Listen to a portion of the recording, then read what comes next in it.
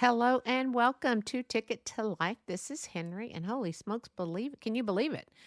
February. It's already February. But I must say, Selamat datang in Indonesian. Welcome. Thank you for listening to the listeners in Indonesia. I really appreciate you. And I know I usually try to say welcome in a lot of different languages for different people that listen to this podcast around the world. But if I mess it up, I really am trying my best to say certain words correctly. So anyway, selamat datang in Indonesia. Welcome. So thank you to all of you in the U.S., anywhere in the world that is listening to this podcast. Thank you, and I hope that you have or are either having or have had a great day. Again, February, I just can't believe we're January. I always say January is the forgotten month because it seems like all the hoopla with the holidays, then all of a sudden January is just there and people are complaining about the weather, and then all of a sudden it's February. So just like that. So I hope you had a good January. Of course, this for February, I think by the time you listen to this, Valentine's is gone. Ash Wednesday has already happened on the 14th. Ash Wednesday is that what the Christians celebrate for Lent, the beginning of Lent. But also very important thing that I failed to mention at the beginning of the month is that it is Black History Month. I don't know how many of you want to hear this little lesson, but I'm going to share it with you because I find it wonderful that so many people are celebrated this month. Carter G. Woodson was a scholar whose dedication to celebrating historical contributions of the Black people led to the establishment of Black History Month. It was marked every February since 1976. That's actually the year I graduated high school. So I'm thrilled that we have started celebrating Black History Month. Now, here's a bit of history that I thought it was awesome because you don't think about back in the 1800s, but there was a lady and her name was Lucy Stanton. And some of you may already know this. And if you have, that's great. You need to share this with someone if you already know it or if you're about to hear it for the first time. Anyway, she was a wonderful woman, and she was the first Black woman to complete college. Ladies literary course from Oberlin College in 1850. Now, back then, they did not award degrees, unfortunately, even though it was equivalent to a bachelor's degree. And in 1854, she became the first African American to have a fictional story published when she wrote a short story on slavery for her husband's newspaper. That's awesome, right? Mary Jane Patterson is actually the first African American woman that was awarded a bachelor's degree, and that was in 1862 from Oberlin. So I wanted to share these because this is amazing that these women made history. So be sure to share this because everyone needs to know this because I think learning history is great. Now, I want to tell you a special story time, children, about a special lady that I had as a Spanish teacher. Her name was Mrs. E. Humphreys, and Mrs. Humphreys was my Spanish teacher for at least 3 years, I believe. Took Spanish for 4 years. Now, I know what you're all thinking right now. You're Mexican. Why did you take Spanish? Was it just for an easy A? Nope. It was not for an easy A.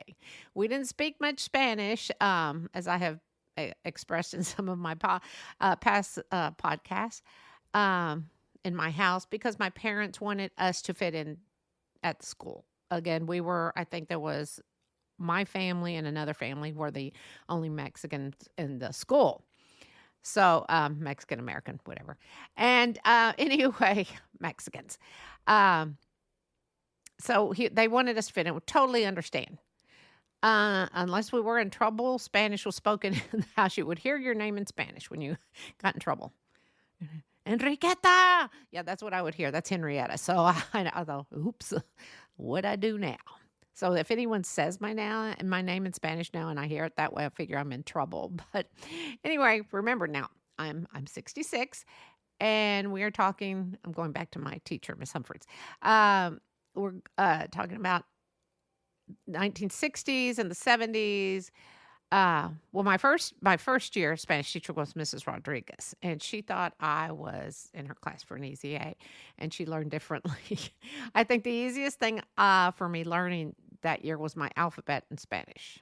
So year two, I was a sophomore in high school, so I'm in a new school, and I walked into the classroom to see this beautiful, tall, slender black lady, and wondered, why is she sitting at the teacher's desk?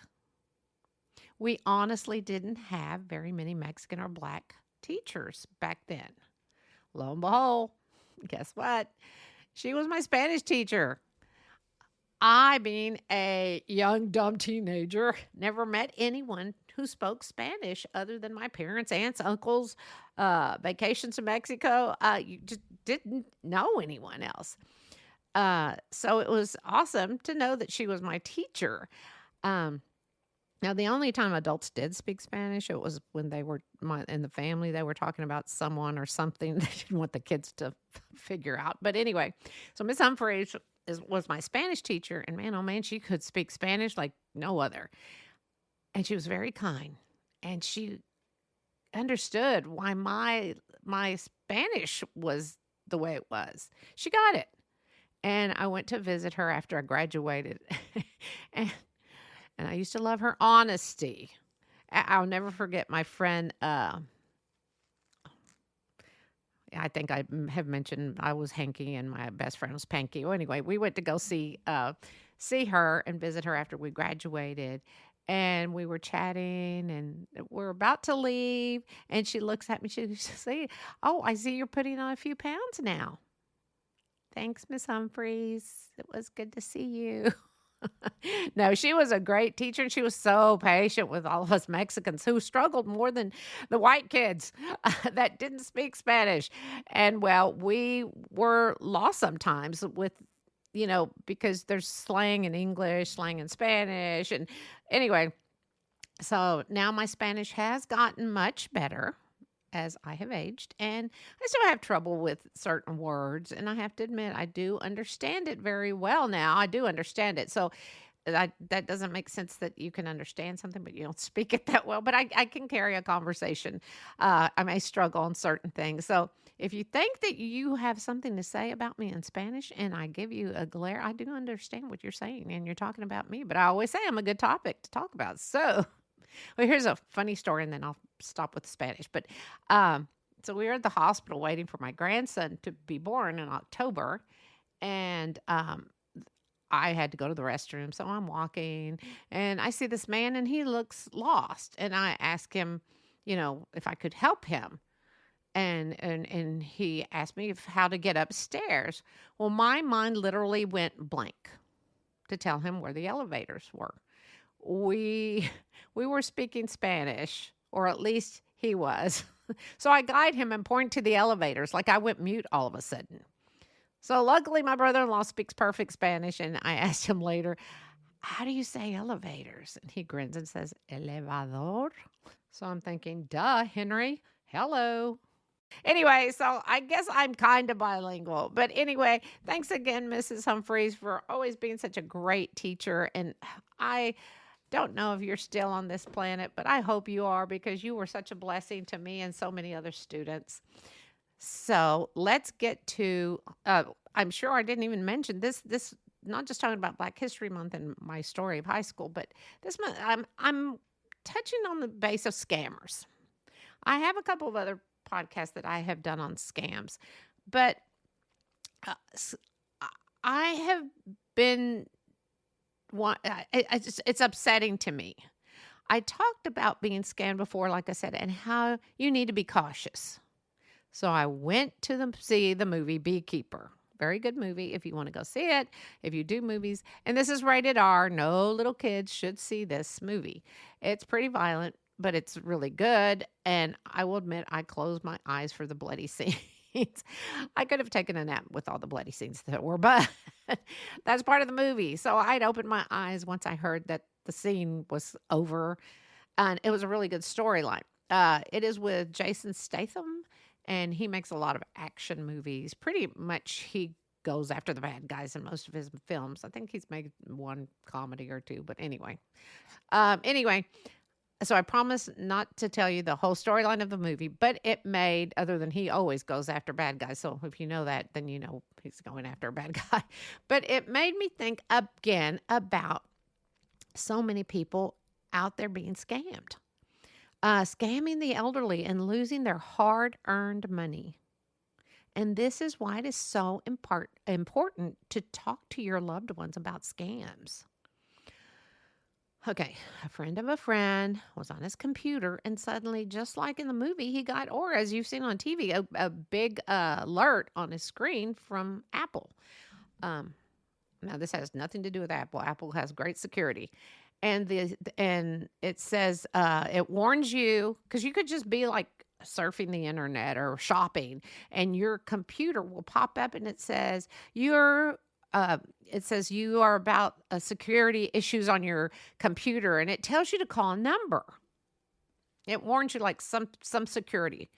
Now, if you have an Apple or anything, an Android or any type of computer, and you have software, security software, you still need to always update those. Apple, if you have an iPhone, a Mac, an iPad, they are always having updates. I mean, always. I mean, we are always updating. And the reason for it is for security. And if you'll read when you are getting an update, it'll tell you what it's for. And it's usually for security. So to guard against scams. Now, this friend, let's call him Larry. And so Larry calls the number because they give you a phone number to call. And they're going to help walk you through this. Because this warns you, but don't forget, they're going to warn you. There's a security issue on your computer. And they give you a phone number to call. So Larry, being a smart man, thinks, well, I guess I'll go ahead and call him because it was like his screen was kind of locked. He couldn't do anything on there. And I don't know how they do that, but shame on them. Anyway, so he calls the number, and the guy on the other end is speaking to him very nicely. And he gives him a fake name, and he tells him that this is what he wants to do next. So he calls, and they want to walk him through the steps and ask him to allow them to access his computer, his Mac. So Larry's pretty sure at this point it's a scam. Now he starts asking the guy on the other end, hey, can you call me back? And the guy says, sure, I'll call you back. So he hangs up, and the guy calls him back, and the caller ID says Apple Security or something on it. So yes, it looks legit. And Larry starts asking the guy questions. Before long, Larry keeps asking the guy questions because he wanted to get onto his computer. And I'm going to get onto your computer. I'm going to walk you through this. And a lot of people don't know that this is a scam, so they allow the connection. They'll give him a password. And so, again, Larry starts asking this guy, the scammer, or the scumbag, I should say, all these questions, and he hangs up on Larry because he realizes, damn, busted. Oh, I don't know if I can say that on the radio, but I just did. Anyway, the scammer knew Larry was onto him. Now, luckily, Larry knew that it was a scam and was aware. But please, please, please, please, talk not only to your elderly family and friends, talk to your kids about being on their technology. That could be like as far as your parents or elderly friends, that could be your inheritance that your loved ones have worked so stinking hard to retire and have worked and saved not only for themselves, but for, again, for their retirement and their future, but also to leave you something. Do you know that scammers can also hijack a cell phone? This is why you need to talk to your kids. So by hijacking the phone, they'll get that number. They can hijack your mobile phone number. They can assume your identity, intercept security protocols, and send your phone and gain access to your financial and social media accounts. Now, kids may not have financial accounts on there, but they're going to have their social media. So please, please, please talk to anyone who has any sort of technology and hooks up with the internet. Of course, we all do. I mean, those I always call my husband's iPad his lifeline because we are continuously always picking it up. You are always just checking your email. So please talk to them. Now, there was an article in AARP, and I think it was last year, and I think I don't remember what issue or what but it was about scammers, and I may have mentioned it in another podcast, and they had an undercover officer in the office or wherever they warehouse, I don't know where they do their stuff, and it had a picture because, of course, there were hidden cameras in there, and they showed a picture of the scammers in the room laughing. And then underneath, because the officer was in there, it said that there was a man on the other phone, and they had him like on speaker, I guess, crying because they had taken his money. Now, I'm going to tell you, there's a special place for people like that. As much as I hate it, change. I hate saying that. I'm sorry. But anyway, you need to change your password often. It could save all you have worked for. And also, ladies and gentlemen, do not get caught up in the love scams. I have a couple of podcasts on love scams that I did last year. And the reason I did them was because one of my friends was too smart, but she got scammed. Well, she didn't get scammed. She got involved with someone and then, of course, realized later on it was a scam. If you can go to any of my podcasts, I'm on most popular podcast platforms, and they were Love Scam 1. I had to do two part 1 and part 2 because there was a lot to cover. But anyway, and it was episode 91 and 92, and it's called Love Scam. And I did it in August of 2023. Go back and listen to those if you have a chance, or if you're interested, or if you know someone that might be trying to get on a dating site. Now, I'm not saying all the dating sites are bad, because I know several people who have gotten married and lived happily ever after with someone they met on a dating site. But make sure that they are legit, whoever you are talking to.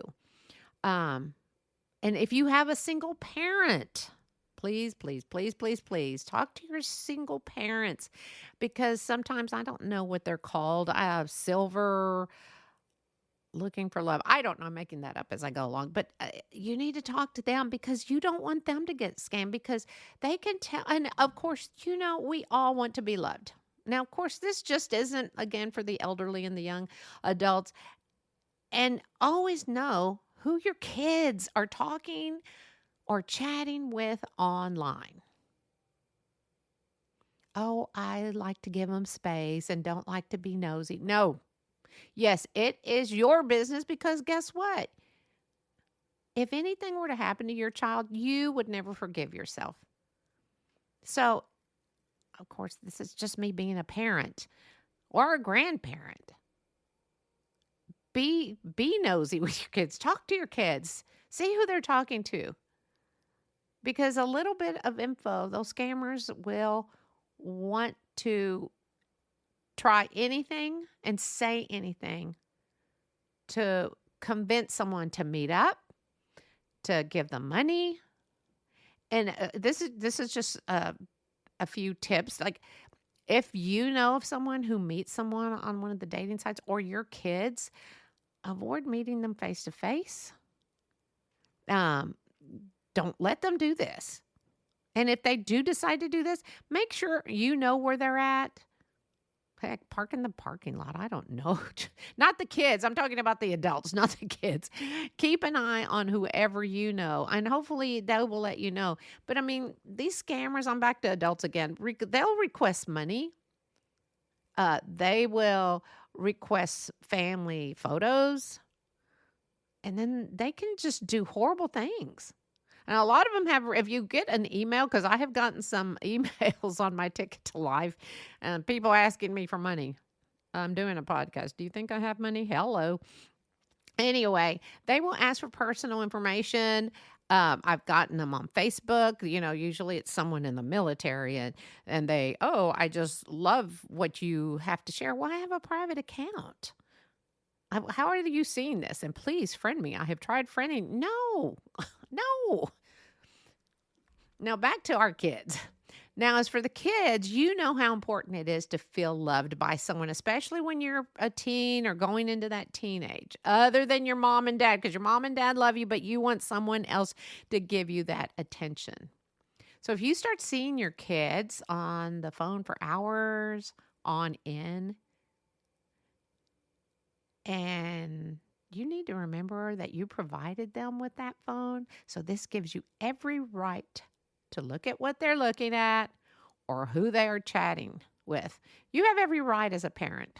Yeah, you can give them personal space, but they need to respect what you want them to do. They're under your house, they're under your roof, and you're paying for that phone more than likely. Now, I have a friend who has a daughter, and soon she's going to be 16, and she has to leave her phone with her mom at 9 p.m. No phone until morning. Now, I know not all kids get into mischief. And this young lady, she doesn't get in trouble. She's a teenager. She does dumb stuff just like we all did. But, well, I hope that's horrible for me to say. I don't know if she does dumb stuff. I'm sure she does. She's a kid. But anyway, I love you. But never let your guard down when it comes to parenting. Never, never, never. Until they are moved out. And I don't mean these adults that are living with you either. But when these kids move out, they're on their own. But never, never, ever let your guard down when it comes to parenting. Again, we all have to make good choices. And that means us as being a parent. And sometimes we have to make some tough decisions for not just ourselves, but for our family members, and this includes our parents. So I just wanted to share that. Now, I don't know how many of you have ever seen, of course, I don't know what the audience range is here, but America's Most Wanted with John Walsh. Well, he lost his son back in the 70s, I think. Someone kidnapped him, and it was a horrible thing. You can look that up. But anyway, he used to have a show back in the 80s, and we used to watch it. And then they took it off. Then they had another one. Well, they brought it back. But since then, they have caught, because of this show, they have caught over 1,100 fugitives, criminals who have done heinous crimes. And so I'm going to pass something on, because it's a new show, and his son, Callahan and John Walsh are the hosts now. But anyway, it's really good, and it's to get those bad people that are out there, men and women. So they did a story the other night, and it's on a man named Rodney Dean Allen. Now, this man took money from friends, and I'm sure family. He would tell them he was going to invest it and make good investments. So he literally stole over, I don't know, $2-3 million. I don't know how much it was. I don't remember. Should have written it down, but I didn't. Anyway, if you have a chance, you can watch that or get on X or excuse me, YouTube or something. I'm sure you can catch this one show, but they have some, I can't say a lot of this because this is on the radio also. So if you have a chance, you need to go and see. You may find one of these fugitives. There may be you could probably save a life. You could, and it's so good to see this, that they are out there to get these horrible people. Well, this guy stole money from so many of his friends. So every quarter he would send them a statement with how much they had invested, and it looked legit, and how much they had made. And it was honestly too good to be true, but it looked like a legitimate statement that he was sending to his investors. So why not believe him? Then before you knew it, some people were giving them over $300,000 and more. And now, all of a sudden, he just disappears. All their money is gone. One man was about to retire, and because of this jerk, he had to continue to work, and his wife had to go back to work because he had stolen so much money from his friends. And I think there was family also. But anyway, his name was Rodney Dean Allen. So I'm putting that name out there. If you get on the internet, look him up, America's Most Wanted, So maybe we can get this scammer off the streets. You could help someone out there. It could even be someone you know, someone who is dear to you. You could save their hard-earned money.